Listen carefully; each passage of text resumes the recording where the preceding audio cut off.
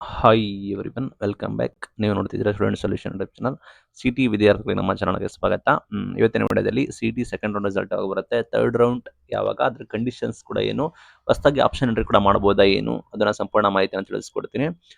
ಚಾನಲ್ಗೆ ಸಬ್ಸ್ಕ್ರೈಬ್ ಆಗಿ, ವಿಡಿಯೋ ಇಷ್ಟ ಆದರೆ ಲೈಕ್ನ ಮಾಡಿ. ಸಾಕಷ್ಟು ಜನ ಅಭ್ಯಾಸಗಳು ಕಾಯ್ತಾ ಇದ್ದೀರಾ ರಿಸಲ್ಟ್ ಯಾವಾಗ ಬರುತ್ತೆ ಅಂತ. ಶೆಡ್ಯೂಲ್ ಪ್ರಕಾರ ನಿಮಗೆ ಕೆ ಬಂದ್ಬಿಟ್ಟು ಅನೌನ್ಸ್ಮೆಂಟ್ ಮಾಡ್ತಾ ಇದ್ದಾರೆ. ಸಾಧ್ಯತೆಗಳು ನಿಮಗೆ ಗೊತ್ತಿರೋ ಹಾಗೆ NEET first round, city second round 19ನೇ ತಾರೀಕು ನಿಮಗೆ ರಿಸಲ್ಟ್ ಅನೌನ್ಸ್ಮೆಂಟ್ ಕೂಡ ಆಗೋ ಸಾಧ್ಯತೆ ಕೂಡ ಇದೆ. ತಾತ್ಕಾಲಿಕ ಫಲಿತಾಂಶ ಕೂಡ ಬರುತ್ತೆ, ನಂತರ ನಿಮಗೆ ಫೈನಲ್ ರಿಸಲ್ಟ್ ಕೂಡ ಬರುತ್ತೆ. ಆಲ್ಮೋಸ್ಟ್ ತಾತ್ಕಾಲಿಕ ಫೈನಲ್ ಕೂಡ ಒಂದೇ ರೀತಿ ಮ್ಯಾಚಸ್ ಆಗುತ್ತೆ.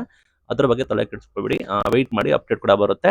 ನಿಮ್ಗೆ ಗೊತ್ತಿರೋ ಆಲ್ರೆಡಿ ಮಾಹಿತಿನ ಕೊಟ್ಟಿದ್ದಾರೆ. ಚಾಯ್ಸ್ 1 ಅಥವಾ ಚಾಯ್ಸ್ 4 ಮಾತ್ರ ಇರುತ್ತೆ ಅಂತ. ಬಿಕಾಸ್ ನಿಮಗೆ ಒಂದು ಸಿಕ್ಕಿರೋ ಸ್ಯಾಟಿಸ್ಫೈ ಆಗಬೇಕು, ಹೋಗಿ ಅಡ್ಮಿಷನ್ ಆಗಬೇಕು, ಇಲ್ಲಾಂದ್ರೆ ಕ್ಯಾನ್ಸಲ್ ಮಾಡ್ಕೋಬೇಕು. ಎರಡೇ ಆಪ್ಷನ್ಸ್.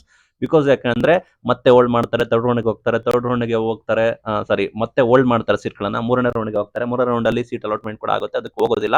ಸೀಟು ವೇಕೆಂಟ್ ಆಗಿ ಉಳಿತದೆ.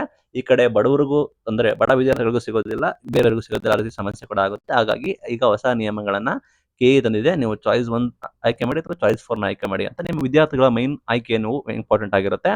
ಇಲ್ಲಿ ನೀವು ಸೆಕೆಂಡ್ ರೌಂಡ್ ರಿಸಲ್ಟ್ ಬರುತ್ತೆ, ನಂತರ ಚಾಯ್ಸ್ ಎಂಟ್ರಿ ಕೂಡ ಮಾಡ್ತೀರಾ. ಇಷ್ಟ ಇದ್ರೆ ಹೋಗಿ ಅಡ್ಮಿಷನ್ ಆಗ್ಬೋದು, ಇಷ್ಟ ಇಲ್ಲ ಅಂದ್ರೆ ಚಾಯ್ಸ್ 4 ಕೊಡ್ಬೋದು. ಮತ್ತೆ ನೀವು ಅಡ್ಮಿಷನ್ ಆಗಿ ಮತ್ತೆ ಕ್ಯಾನ್ಸಲ್ ಮಾಡೋಕೆ ಆಗೋದಿಲ್ಲ. ಮಾಡಬೇಕು ಅಂದ್ರೆ ನೀವು ಕೆಇಗೆ ಹೋಗಬೇಕಾಗುತ್ತೆ, ಮತ್ತೆ ಫೈನ್ ಕೊಡಬೇಕಾಗುತ್ತೆ. ಸಮಸ್ಯೆ ಕೂಡ ಇದೆ. ಇಲ್ಲಿ ಥರ್ಡ್ ರೌಂಡ್, ಮೂರನೇ ರೌಂಡ್ ನಾವು ಮಾಡ್ತೀವಿ ಅಂತ ಆಲ್ರೆಡಿ ಕೆಇ ಘೋಷಣೆ ಮಾಡಿದೆ. ವಿತ್ ಕಂಡೀಷನ್ಸ್ ಕೂಡ ಇರುತ್ತೆ. ಎಲ್ಲರೂ ಕೂಡ ಥರ್ಡ್ ರೌಂಡ್ಗೆ ಹೋಗೋಕ್ಕಾಗೋದಿಲ್ಲ. ನಿಮ್ಗೆ ಸೀಟ್ ಅಲಾಟ್ಮೆಂಟ್ ಆಗಿ ನೀವು ಹೋಗಿದ್ರೆ ಮತ್ತೆ ನೀವು ಥರ್ಡ್ ರೌಂಡ್ಗೆ ಬರೋಕೆ ಅವಕಾಶ ಇಲ್ಲ, ಆದ್ಯತೆ ಇಲ್ಲ. ನೀವು ಹೊಸಬರಾಗಿದ್ರೆ, ನಿಮಗೆ ಸೀಟ್ ಅಲಾಟ್ಮೆಂಟ್ ಕೂಡ ಆಗಿಲ್ಲ ಅಂದ್ರೆ, ಸಿಕ್ಕಿರೋ ಸೀಟ್ ನೀವು ಕ್ಯಾನ್ಸಲ್ ಮಾಡ್ಕೊಂಡಿದ್ರೆ ನೀವು ಥರ್ಡ್ ರೌಂಡ್ಗೆ ಅಟೆಂಡ್ ಮಾಡಬಹುದು.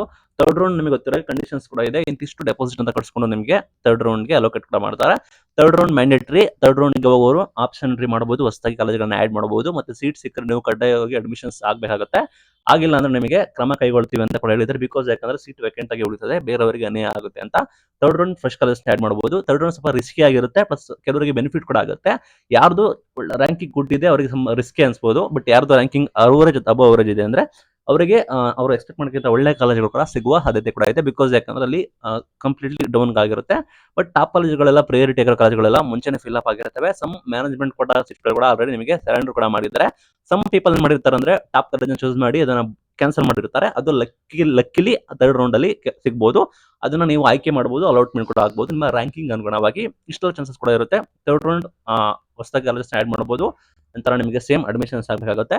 ಬಟ್ ನಿಯಮ ಕೂಡ ಇದೆ, ಕಂಡೀಷನ್ಸ್ ಕೂಡ ಇದೆ. ಇಂತಿಷ್ಟು ಡೆಪಾಸಿಟ್ ಅಂತ ಹೇಳಿ ಕಟ್ಸ್ಕೊಂಡು ನಿಮಗೆ ಕೌನ್ಸಿಲಿಂಗ್ ಹೋಗೋ ಸಾಧ್ಯತೆ ಕೂಡ ಇದೆ, ನಿಯಮ ಕೂಡ ಇದೆ. ಬಿಕಾಸ್ ಯಾಕಂದ್ರೆ ಸೀಟ್ಗಳು ವೇಕೆಂಟ್ ಆಗಿ ಉಳಿಬಾರದು ಅಂತ. ಓಪನ್ ನಿಮಗೆ ಅರ್ಥ ಆಯ್ತು ಅನ್ಕೋತೀನಿ. Thank you.